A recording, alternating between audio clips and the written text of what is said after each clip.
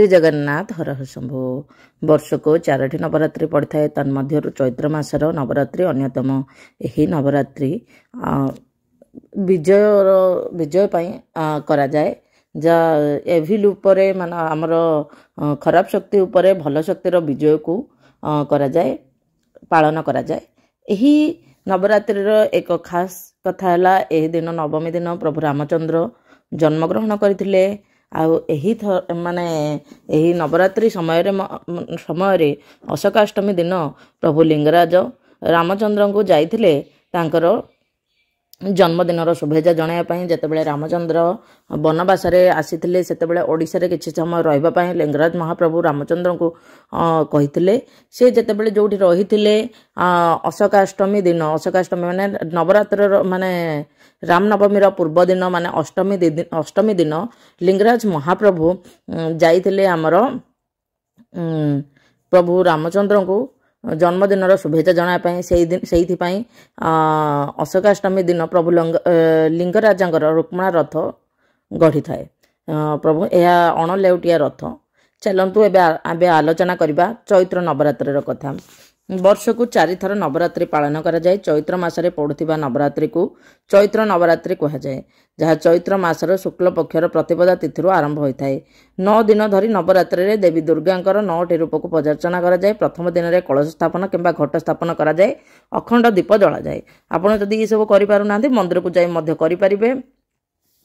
नवरात्र शेष दिन में रामनवमी पड़ी था, जहाँ सारा देश में पालन करा जाए। नवरात्र 9 दिन मध्य प्रतिदिन भक्ति और सकारात्मक शक्तिर परिवेश रही है। चलित वर्ष चैत्र मासर शुक्ल पक्षर प्रतिपदा तिथि चैत्र नवरात्रि आरंभ हो। यही थर माँ हाथी वाहन रे आसबे और हाथी वाहन रे गमन करेंगे। से यही थर बहुत शुभ बोली विवेचना करा जाए। से यही चैत्र नवरात्रि रे माने हस्ती उपर आसार धन धान्य सुख समृद्धि सब पृथ्वी को आसबार संभावना अच्छी। से ये सब हूँ 2025 मसीहार चैत्र नवरात्रि 30 मार्च रु आरंभ हो। प्रतिपदा तिथि 29 मार्च अपराह्न 4:27 आरंभ होगा और 30 मार्च दिन 12:49 शेष होगा। 30 तारीख रे चैत्र नवरात्रि प्रथम दिन पूजा एवं कलश संस्थापना करा जिवो। चैत्र नवरात्रि 7 एप्रिल रे शेष होबो एवं रामनवमी मध्य से ही दिन पालन करा जिवो। नवरात्रि रे कार्य सिद्धि अर्थ सिद्धि पद प्रतिष्ठा पाई देवी मंदिर विशेष पूजार्चना करा जाए।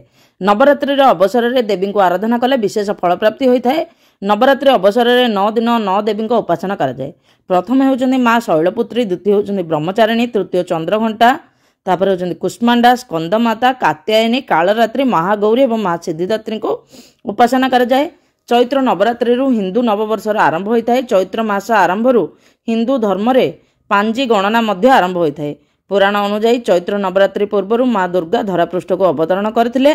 ब्रह्मा पुराण अनुजाई देवी ब्रह्मा को सृष्टि निर्माण करिया पई कहिथिले। चैत्र नवरात्रि तृतीय दिन भगवान विष्णु मृत्यु रूप रे अवतार ग्रहण करथिले। श्रीराम का जन्म मध्य चैत्र मासरे होइतिला।